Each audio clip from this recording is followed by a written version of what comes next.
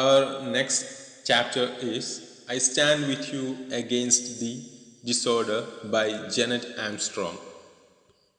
അടുത്തതായി നമുക്ക് പഠിക്കാനുള്ളത് ജെനറ്റ് ആംസ്ട്രോങ് എഴുതിയ ഒരു ആർട്ടിക്കിളാണ് I stand with you against the disorder. Let's start with the introductory part. Jeanette Armstrong was born in 1948 on the Okanagan Reserve in British Columbia. Jeannette Armstrong British കൊളംബിയയിലെ Okanagan റിസർവിലാണ് അവർ ജനിക്കുന്നത് 1948. ഈ ഒക്കനാഗൻ റിസർവ് എന്ന് പറഞ്ഞാൽ it's a region in the Canadian province of British Columbia. British കൊളംബിയയിലെ Canadian province, Canada ആ ഒരു ഭാഗം ആയിട്ട് വരുന്ന പ്രൊവിൻസ് എന്ന് പറഞ്ഞാൽ നമ്മൾ ഇന്നത്തെ സ്റ്റേറ്റ് എന്നൊക്കെ പറയില്ല, അതേപോലെ സംസ്ഥാനം, പ്രവിശ്യ, അങ്ങനെ ഒരു റീജിയനാണ് ഈ ഒക്കനാഗൻ എന്ന് പറയുന്നത്. അടുത്തത് നമുക്ക് ജെനറ്റ് ആംസ്ട്രോങ് ആരാണെന്ന് നോക്കാം. അപ്പോൾ ഹു ഈസ് ജെനറ്റ് ആംസ്ട്രോങ് ചോദിച്ചാൽ, she is a writer, an indigenous civil rights activist, a sculptor and an educationist. By profession she is a writer, ഒരു എഴുത്തുകാരിയാണ്, അതേപോലെ തന്നെ ഒരു സ്വദേശി മനുഷ്യാവകാശ പ്രവർത്തകയാണ്. അവിടുത്തെ തദ്ദേശീയരായിട്ടുള്ള വൈറ്റ്സ് അല്ലാത്ത ഏർലി സെറ്റിലേഴ്സ് ആയിട്ടുള്ള ആളുകളുടെ മനുഷ്യാവകാശ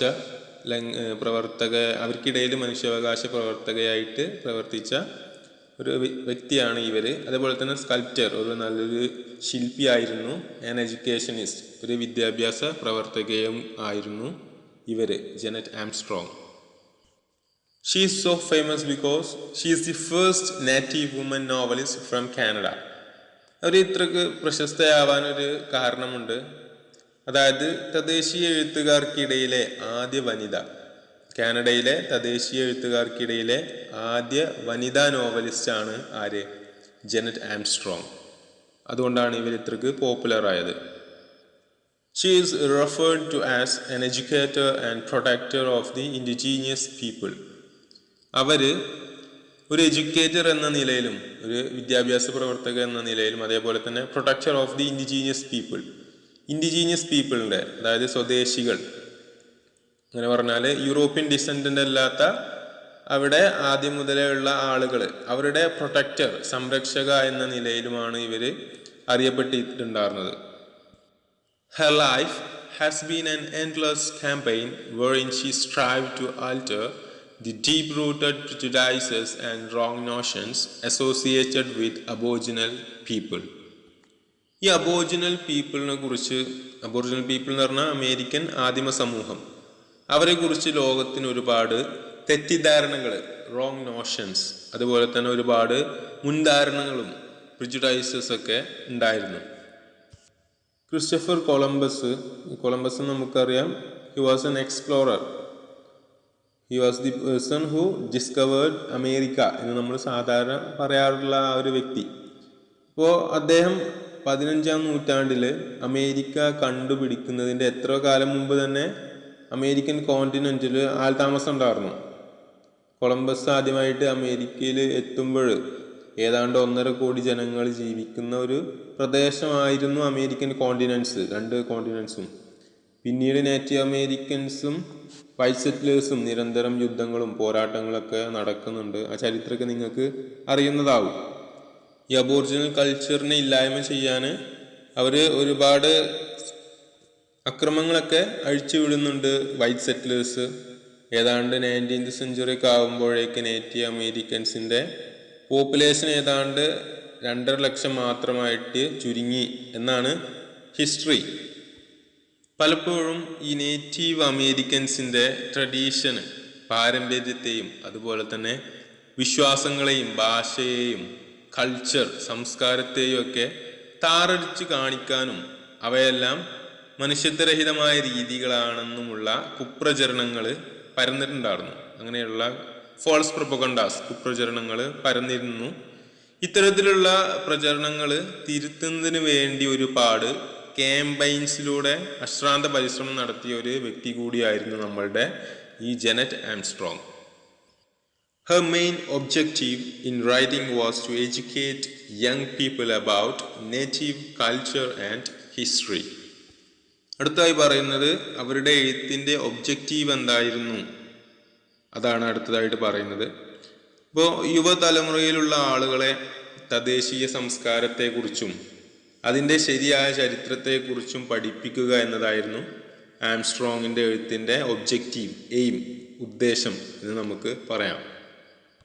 She received a traditional education from her Okanagan elders and thereby learned the Okanagan Indian language and speaks it fluently. Talking about her education, തൻ്റെ കുടുംബത്തിലെ മുതിർന്നവരിൽ നിന്ന് പരമ്പരാഗത വിദ്യാഭ്യാസം നേടാൻ കഴിഞ്ഞതിനാൽ ഒക്കനാഗൻ ഭാഷ നല്ല രീതിയിൽ കൈകാര്യം ചെയ്യാൻ കഴിവുള്ളവളായിരുന്നു നമ്മുടെ Jeannette Armstrong. She is proud of her heritage. തൻ്റെ പൈതൃകം, ഹെറിറ്റേജ്, അതിൽ വളരെ അഭിമാനം തോന്നിയൊരു വ്യക്തി കൂടിയായിരുന്നു ആംസ്ട്രോങ്. ഈ വൈറ്റ്സിൻ്റെ സംസ്കാരം തദ്ദേശീയ സംസ്കാരത്തേക്കാൾ മെച്ചപ്പെട്ടതാണ് എന്നുള്ള പ്രചരണങ്ങളൊക്കെ അന്നത്തെ കാലത്ത് ഉണ്ടായിരുന്നു. പക്ഷെ അത്തരം കുപ്രചരണമൊന്നും ഇവരെ സ്വാധീനിച്ചിട്ടുണ്ടായിരുന്നില്ല. Writing for her is a healing process through which she constantly articulates that there is nothing disgraceful about her brown skin or native philosophy. തൻ്റെ ജനതയെ, നേറ്റീവ് അമേരിക്കൻസിനെ മറ്റുള്ളവർ സംസ്കാരരഹിതരെന്നും അതേപോലെ തന്നെ പാരമ്പര്യമില്ലാത്തവർ എന്നും പറഞ്ഞ് അധിക്ഷേപിക്കുന്നതും തൊലിനിറം കാരണം അകറ്റി നിർത്തുന്നതും ആംസ്ട്രോങ്ങിനെ വളരെയേറെ വേദനിപ്പിച്ചിട്ടുണ്ടായിരുന്നു. ഇത്തരം മുറിവുകൾക്കുള്ള സുഖപ്പെടുത്തൽ പ്രക്രിയ ആയിരുന്നു അവർക്ക് എഴുത്ത്, ഹീലിംഗ് പ്രോസസ് ആയിരുന്നു അവരുടെ റൈറ്റിങ്സ്. അതേപോലെ തന്നെ തൻ്റെ തൊലി നിറത്തിലോ അല്ലെങ്കിൽ തൻ്റെ തദ്ദേശീയ തത്വചിന്തകളിലോ യാതൊരു മാനക്കേടും ഇല്ലെന്ന് വ്യക്തമാക്കുന്നതായിരുന്നു അവരുടെ എഴുത്തുകൾ. She condemns the Western philosophers and their educational objectives, which only serve to alienate the Indians from their indigenous selves, thereby accelerating the suicide rates among them. പാശ്ചാത്യ തത്വചിന്തകരും അവരുടെ വിദ്യാഭ്യാസ ലക്ഷ്യങ്ങളും തദ്ദേശീയരെ അവരുടെ സംസ്കാരത്തിൽ നിന്ന് അകറ്റി നിർത്തുന്നതും അത് കാരണം നേറ്റീവ് ഇന്ത്യൻസിൻ്റെ ഇടയിൽ ആത്മഹത്യാ നിരക്ക് ഉയർത്തുകയും ചെയ്തിരുന്നു. ഇതിനെ നിശിതമായി വിമർശിച്ച ഒരു വ്യക്തി കൂടിയായിരുന്നു അവർ writer. Armstrong maintains an optimistic stance and communicates it to the people. അപ്പോൾ ഇവരുടെ വേറൊരു പ്രത്യേകത എന്ന് പറയുന്നത് എപ്പോഴും ഒരു ഒപ്റ്റിമിസ്റ്റിക് ആയിട്ടുള്ള ഒരു ശുഭാപ്തി വിശ്വാസത്തോടെയുള്ള ഒരു നിലപാട് ജീവിതത്തിലുടനീളം നിലനിർത്തിയിരുന്ന ഒരു വ്യക്തിയായിരുന്നു ഇവർ. ഒരു നല്ല ഒരു നാളെ ഉണ്ടാകും എന്നുള്ളൊരു ശുഭാപ്തി വിശ്വാസത്തോടു കൂടിയിട്ട് ജീവിച്ചൊരു വ്യക്തിയാണ്. അതുപോലെ തന്നെ ഇവർ ഇത്തരം കാര്യങ്ങൾ ജനങ്ങളുമായിട്ട് ആശയവിനിമയമൊക്കെ നടത്താറുണ്ടായിരുന്നു. She has a firm conviction that a connection can be established between the Aboriginals and the Europeans. പാശ്ചാത്യരെ നിശിതമായി വിമർശിച്ച ഒരു വ്യക്തിയായിരുന്നു ആംസ്ട്രോങ് എന്ന് നമ്മൾ നേരത്തെ പറഞ്ഞിട്ടുണ്ടായിരുന്നു. എങ്കിലും ഇത്തരം വിമർശനങ്ങൾ നടത്തിയിട്ടുണ്ടെങ്കിലും ഇരു കൂട്ടർക്കും ഇടയിൽ, അതായത് നേറ്റീവ്സ് അതേപോലെ തന്നെ വൈറ്റ്സ്, ഒരു നല്ല ബന്ധം സ്ഥാപിക്കുന്നതിനെ അനുകൂലിക്കുകയും അതിനുവേണ്ടി പ്രവർത്തിക്കുകയും നിലപാടെടുക്കുകയും ചെയ്ത ഒരു വ്യക്തി കൂടിയാണ് ആംസ്ട്രോങ്.